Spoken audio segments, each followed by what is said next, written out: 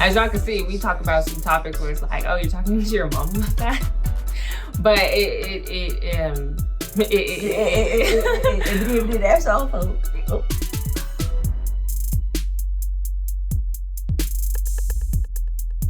Hi, welcome back to our channel. I'm Susie. And I'm Ness, and this is Mom and Daughter Talk, where we hope to inspire, encourage, and uplift your mother-daughter relationships. So today we are talking about how a daughter can open up to her mother and what that kind of entails, because with everybody, not everybody, but with a lot of people living back at home with their mother, I feel like there are some things that we have to do and take note of as a daughter in order to have a thriving relationship with our mother. That's good. And I think you should start it off because I want to know what makes it conducive and comfortable for a daughter to open up to their mom. That's a great question. I feel like what makes it conducive, that's a big word. What makes it conducive is if, as a child, like that foundation was laid by the mom to allow their child to be themselves. And I'm talking in the smallest little thing to like the biggest thing, you know what I mean? And it's kind of like with you laying that foundation, I was able to know as a kid, because when you're a kid, you learn just so many things.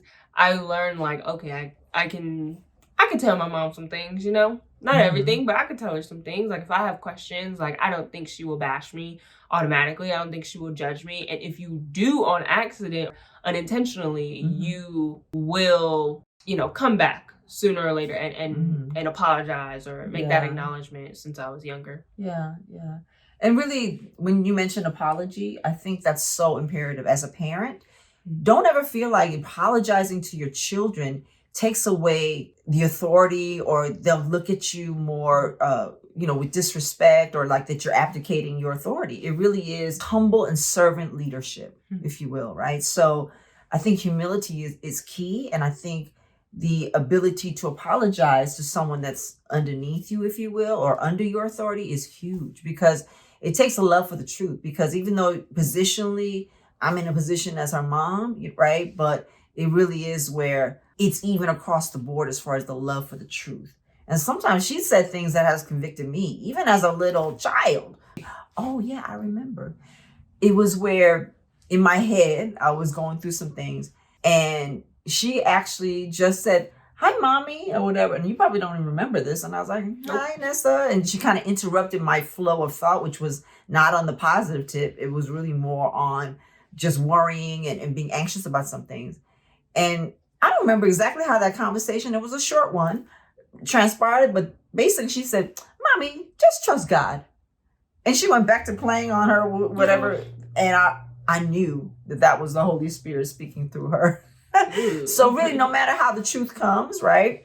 It really is about the love for the truth. And when you have a love for the truth, you're willing to do things such as apologize to your child.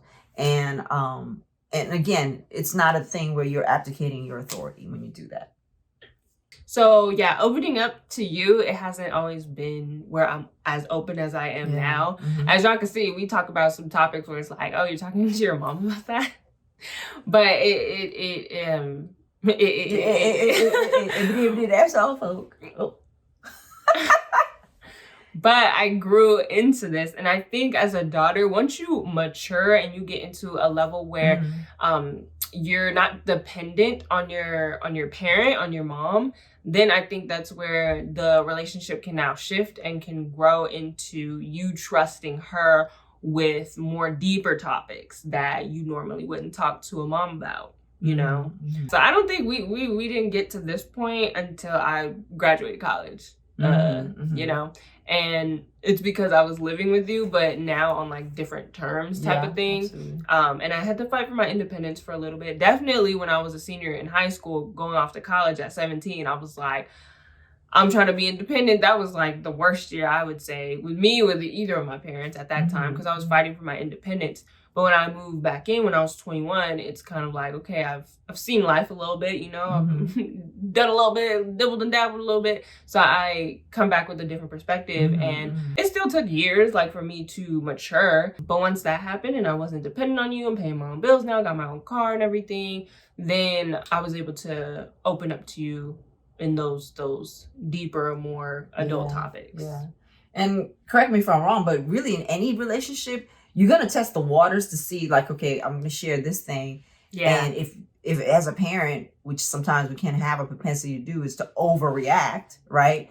Then I think that kind of sets the atmosphere in a negative way, right? Because you don't want your mom or your dad freaking out over something that, you know, that you share. And especially, I'll say this, if it's something where she's already feeling bad, there's no profit in kicking her when she's down, when she's already feeling bad.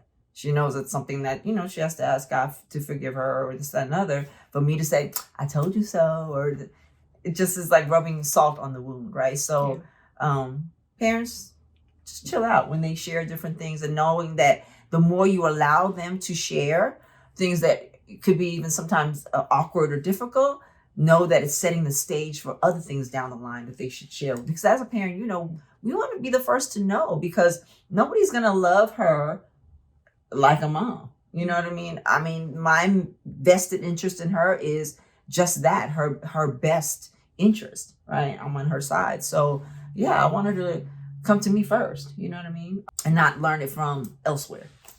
No one's going to love you like a mom or dad. Absolutely. Shout out daddy. Hi, dad. Yeah, absolutely. Yeah.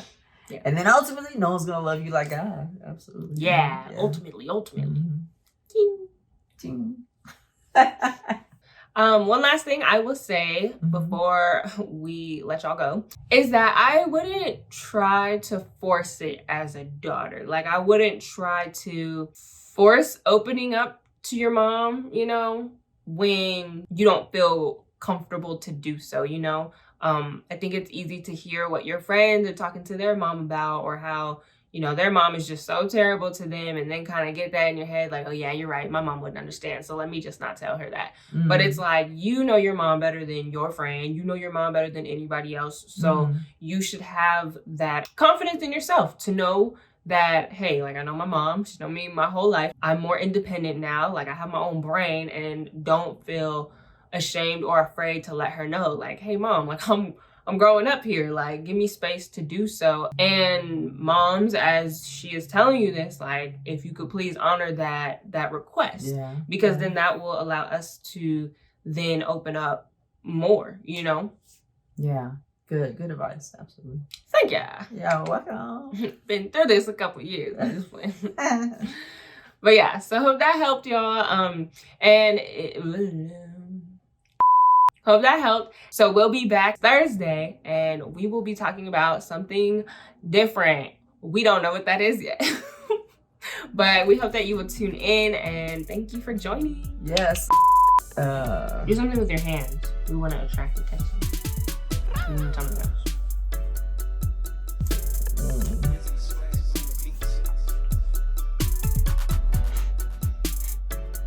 Until then, have an amazing day. Yeah. We love you. Bye. Bye.